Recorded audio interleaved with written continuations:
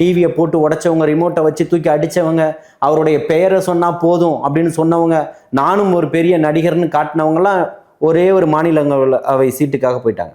உங்களுடைய நோக்கம் என்ன? உங்களுடைய குறிக்கோள் என்ன? திமுகவினுடைய எதிர்ப்பு. அதை சொல்லி தானே நீங்கள் களத்துக்கு வந்தீங்க.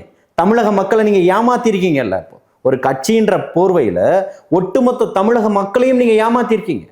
அப்போ யாரும் செய்ய துணியாத ஒரு இடத்த, யோசிச்சு பார்க்க முடியாத ஒரு இடத்த பண்ணியிருக்கிறது தான் தலைவர் தளபதியினுடைய மாநாடு. அந்த மாநாடு எல்லாரும் எங்களுக்கு எத்தனை சீட்டுன்னு கேட்டுக்கிட்டு இருந்தது. அண்ணன் விஜயகாந்தாக இருந்தாலும் சரி, கடைசியில் பார்த்தீங்கன்னா ஒரு 40 சீட்டுக்கு கூட்டணியோட தான் போனார்.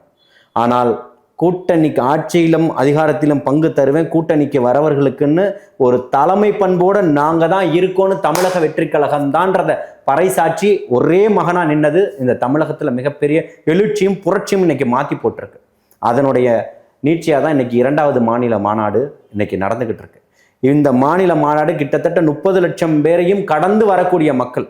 காசுக்காகவோ நோட்டுக்காகவோ சாராயத்துக்காகவோ சாப்பாடுக்காகவோ கூடக்கூடிய கூட்டங்கள் அல்ல. ஆனால் இதை எப்படியாவது எந்த விதத்திலையெல்லாம் தடுக்க முடியும், எந்த விதத்திலெல்லாம் இடையூறுகளை கொடுக்க முடியும்ன்றதுக்காக மட்டுமே இன்னைக்கு அரசியல் கட்சிகள் இன்னைக்கு கங்கணம் கட்டிக்கிட்டு எல்லா வேலைகளும் செய்கிறாங்க.